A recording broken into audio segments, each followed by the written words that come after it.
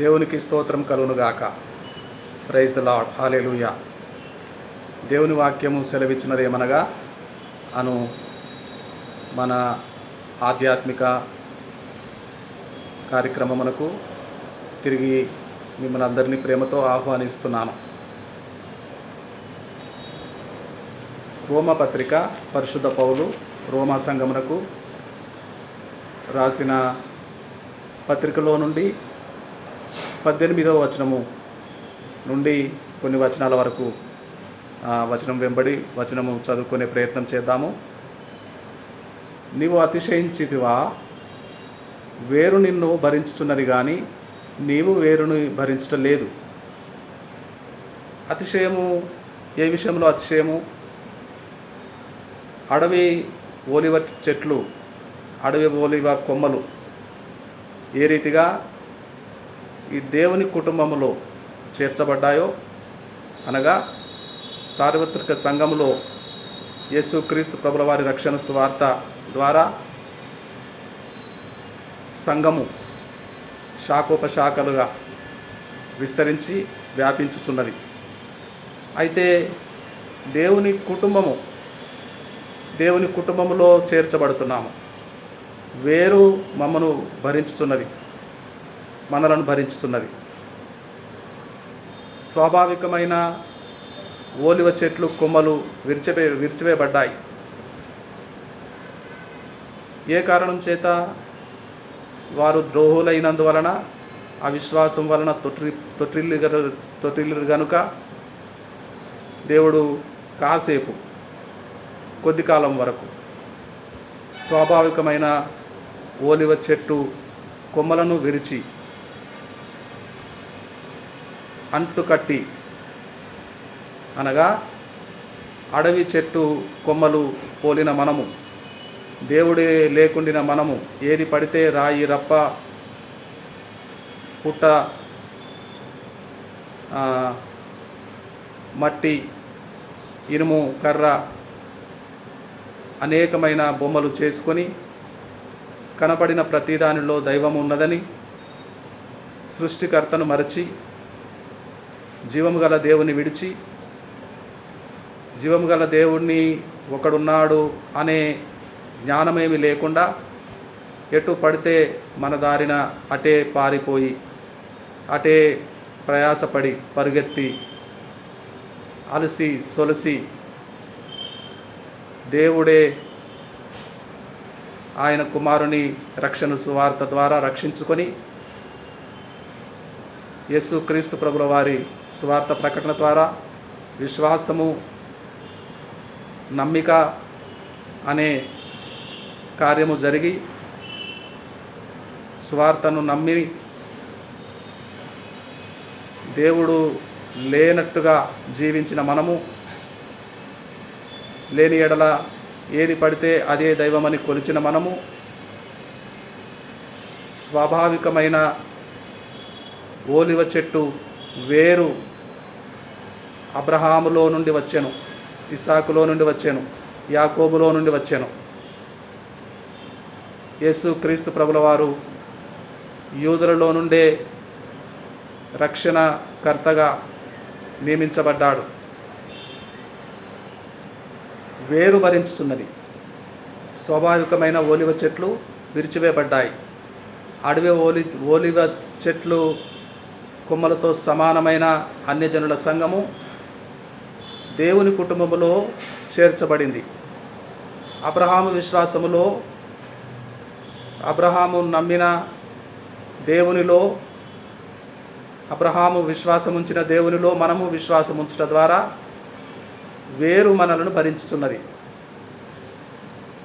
ఇర్మియా 23:5-6 వచనాలు, ఇర్మియా 23:5-6 వచనాలు. యెహోవా ఇలాగు ఆజ్ఞ ఇచ్చుచున్నాడు. రాబో దినములలో నేను దావీదుకు నీతి చిగురు పుట్టించెదను. అతడు రాజై పరిపాలన చేయును. అతడు వివేకముగా నడుచుకొనుచు కార్యం జరిగించును. భూమి మీద నీతి న్యాయములు జరిగించును. దావీదు చరిత్రలో విశ్వాసములో దేవుని అనుసరించడంలో అగ్రగణ్యుడుగా కీర్తించబడ్డాడు. దావీదు చరిత్ర ముగింపు. అయితే ఏ దావీదు నీతి చిగురు పుట్టించును? యెహోవా. అతడు రాజై పరిపాలన చేయును.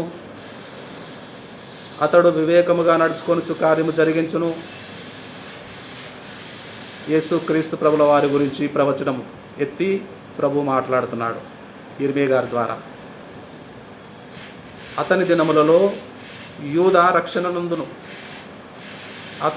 అతను యూదా వారి ఇంటిలో యోసేపు మరియమ్మ ఇంటిలో జన్మించట ద్వారా యోసేపు దావీదు కుమారుడు గనుక దావీదు కుమారుడుగా ఎంచబడినవాడు. ఇశ్రాయేలు నీతి చిగురు, దావీదు నీతి చిగురు. అయితే దావీదు మరలా పుడతాడని కాదు. యేసుక్రీస్తు ప్రభుల వారు దావీదు కుమారుడిగా ఎంచబడ్డాడు. అతడు రాజై పరిపాలన చేయును. అతడు వివేకముగా నడుచుకొనుచు కార్యము జరిగించును. భూమి మీద నీతి న్యాయములు జరిగించును. ఈ ప్రవచనము ఎప్పుడు నెరవేరుతుందో, ఈ ప్రవచనం నెరవేరుటకు ఎంత సమయం పడుతుందో యిర్మీయా 24:7 చూద్దాము. యిర్మీయా 24:7.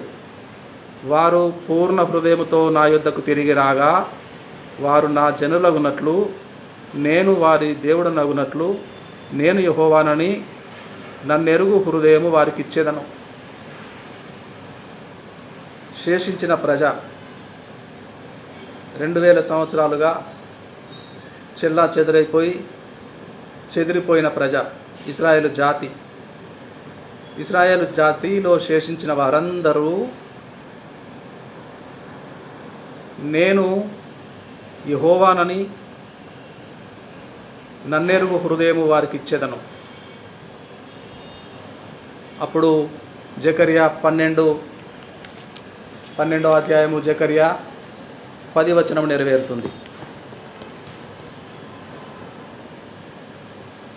ఆ కాలమున దావీదు సంతతి వారి మీదను యెరూషలేము నివాసుల మీదను కరుణ నొందించు ఆత్మను విజ్ఞాపన చేయు ఆత్మను నేను కుమ్మరింపగా వారు తాము పొడిచిన నా మీద దృష్టి ఉంచి ఒకడు తన ఏక కుమారుని విషయమై ప్రలాపించున్నట్లు అతని విషయమై దుఃఖించుచు ప్రలాపింతురు. కరుణనందించు ఆత్మ ప్రవహించగా కుమ్మరించగా బడగా జాతి యావత్తు, ఇశ్రాయేలు జాతి యావత్తు, ఇశ్రాయేలు ప్రజ యావత్తు శేషించిన వారందరూ ఏక హృదయము ఏక మనస్సు కలిగి తాము పొడిచిన వాని తట్టు చూచి ఒకడు తన ఏక కుమారుని నిమిత్తము ప్రలాపించినట్లు ప్రలాపించుదురు. ఇది జరగవలసి ఉన్నది. ఎప్పుడు జరుగును? యెషయా 2:3. యెషయా 2:3.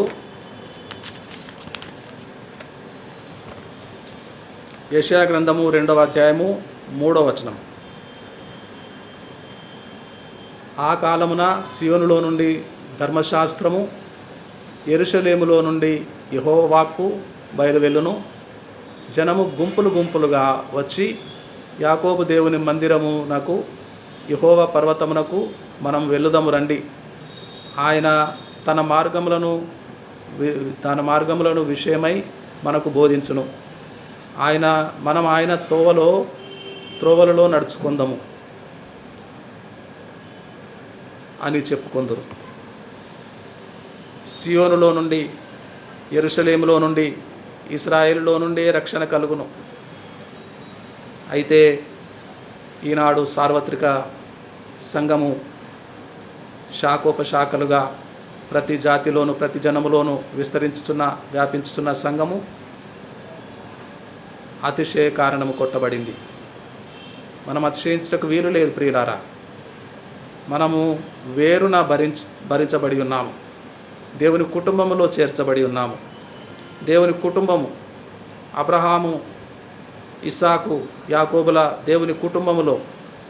అయితే వారు ఇశ్రాయేలు జాతి స్వాభావికమైన కొమ్మలు కొంతకాలము విరిచివేయబడినట్లు పక్కన పెట్టినట్లు అడవి ఒలివ చెట్టు కొమ్మల వంటి మనము, అన్యజనుల నుండి రక్షింపబడిన మనము యేసు క్రీస్తు ప్రభుల వారి విశ్వాసము ద్వారా యేసు ప్రభుల వారి రక్షకుడు అని నమ్ముట ద్వారా సంఘముగా కట్టబడిన మనము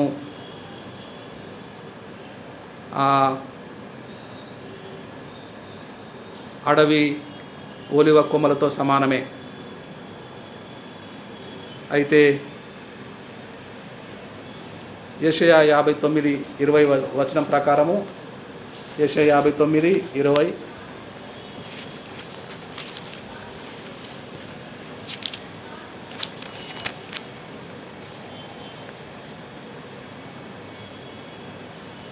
సియోను నొద్దకును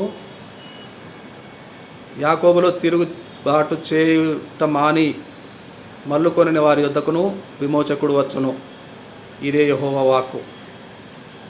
మరలా మల్లుకుంటారు. ఎప్పుడు మల్లుకుంటారు? మర్మముగా. సహోదరులారా, మీ దృష్టికి రోమా 11వ అధ్యాయము 25వ వచనం చదువుతున్నాను. ప్రియులారా, సహోదరులారా, మీ దృష్టికి మీరే బుద్ధిమంతులమని అనుకొనుకుంటున్నట్లు ఈ మర్మము మీరు తెలుసుకొని కోరుచున్నాను. అదేమనగా, మర్మమై ఉన్నట్టు స్వాభావికమైన ఓలివ చెట్టు కొమ్మలు విరిచివేయబడుట ఏమిటో, అడవి ఓలివ చెట్టు కొమ్మలను అంటకట్టిన దేవుని వ్యవసాయదారుడు, దేవుని చేతి పని అయి అంటకట్టబడి ఉన్న మనము మర్మము విప్పుతున్నాడు. అన్యజనుల ప్రవేశము సంపూర్ణమగుట వరకు ఇశ్రాయేలునకు కఠిన మనసు కొంత మట్టుకు కలిగెను. ఇశ్రాయేలీయులు కావటానికి స్వాభావికమైన వాగ్దానములు కలిగిన, వాగ్దాన భూమి స్వాస్థ్యముగా పొందిన స్వాభావికమైన కొమ్మలే. వారు ఎలాగ విరిచివేయబడ్డారు? ఎలాగా వేరునకు వేరైపోయారు? అవిశ్వాసం వలననే కదా. అవిశ్వాసం వలనే, నమ్మకపోయినందువలనే వారు ఆ భాగ్యము పోగొట్టుకున్నారు. అయితే అన్యజనులుగా ఉన్న సంఘము ఒక కాలము వచ్చుచున్నది. అన్యజనుల ప్రవేశము సంపూర్ణముగా గేటులు మూసివేయబడుట, ప్రవేశించుటకు ఆఖరి అవకాశము సువార్త నమ్ముట ద్వారా సువార్త తలుపులు మూసివేయబడుట అనే ఒక కాలం ఉన్నది. వారు ఎప్పుడైతే ప్రవేశిస్తారో అప్పుడు గొప్ప ఇశ్రాయేలు జాతీయ నేషనల్ రివైవల్ విస్ఫోటనం వలె అందరూ ఏకాత్మ కలిగి తాము పొడిచిన వాని తట్టు తిరిగి చూస్తారు. అయ్యో అయ్యో రొమ్ములు కొట్టి ప్రలాపిస్తారు.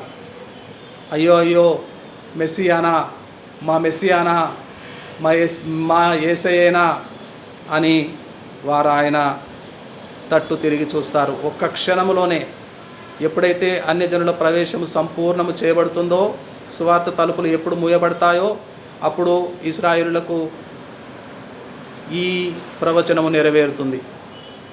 అప్పుడు యూదులు యూదేతరులు, యూదులు హెల్లనీయులు, అన్యజనుల సంఘము, పరిశుద్ధుల సమాజము మంద ఒకటవుతుంది.